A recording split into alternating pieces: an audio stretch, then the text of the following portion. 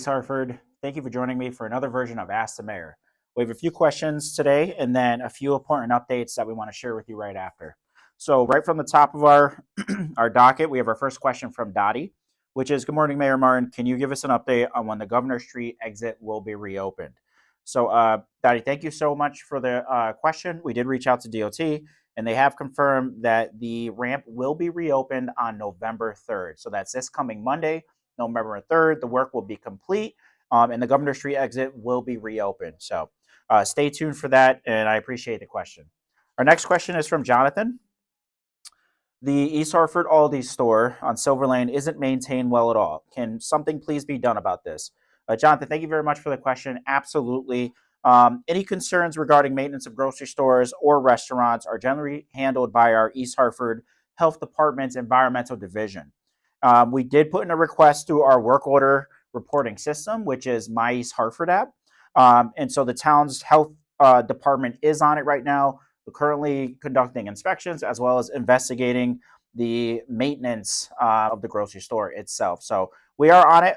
We will continue to follow up.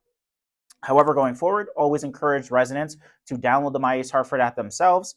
If you're ever in there grocery shopping and you see there being an issue, a violation, you can put the information in yourself into the app. It gets diverted automatically to the correct department who will enforce the issue. So other than that, Jonathan, thank you for the question, and we are on top of it. Our next question is from Peg. Do you know when the bookmobile donated by the Rotary Club will start visiting places around town? So this is a really good question, Peg. I appreciate it. Typically, the bookmobile has been used to assist the library in marching at the Memorial Day Parade. I don't think there's been much programming with it. Because of this, we are actually working to reimagine the use of the bookmobile so that it is being better utilized. It's a better resource for the community. So that re-envisioning is happening right now. So stay tuned for more information on what the bookmobile will eventually become.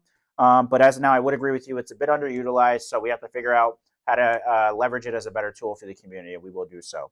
But Peg, thank you very much for your question. Our last question is from Christian. I bought my home with an open permit and eventually had to do fixes myself due to contractor issues and delays.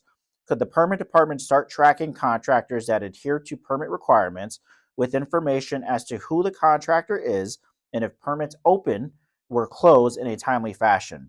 I think this would help incentivize contractors to close permits after completion to be on a list with good stats.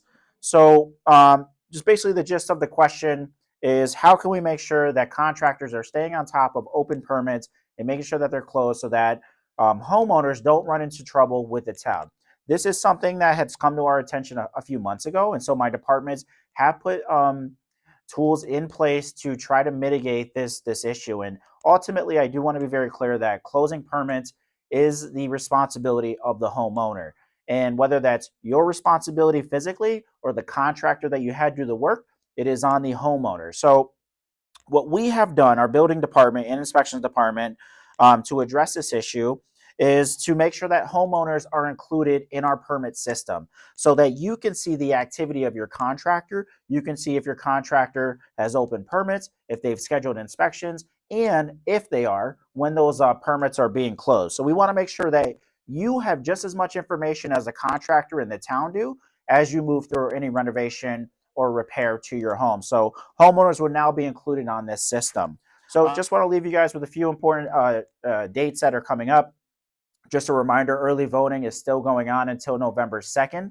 Early voting is taking place here at Town Hall, 740 Main Street, on the second floor in the Town Council chamber. Tomorrow, which is October 30th, will be the only late day left. That is 8 a.m. to 8 p.m. After that, it is 10 a.m. to 6 p.m. And remember, this is all the way until November 2nd, which is when early voting ends. Also want to remind residents that leaf pickup, townwide leaf pickup, is going to start November 3rd. That is next Monday. So please get your leaves to the curb as much as possible. This is a continuous pickup until essentially our first snowstorm. Also, if you would like, you can bag your leaves, put them out by the curb, in which they'll get picked up through your regular trash pickup. Or if you have the means to do so, you can put them in the back of a pickup truck and bring them to the transfer station. Lastly, just want to remind you guys that our election is going to be November 4th. This is municipal election. So this is election of the mayor, the town council, the board of ed, amongst other local municipal positions. Voting is going to be 6 a.m. to 8 p.m. and you will be voting at your regular polling location. Remember, there are 7 different polling locations in town, primarily at our schools. There is no school that day because we do vote at the schools. So just a reminder to come out, vote your municipal elections. This is the election that matters the most, directly impacts your quality of life. So come out and vote November 4th. All right, friends, that is all we have for you today. Stay tuned for next Ask the Mayor. Please continue to send me your questions. And until then, have a safe and happy Wednesday.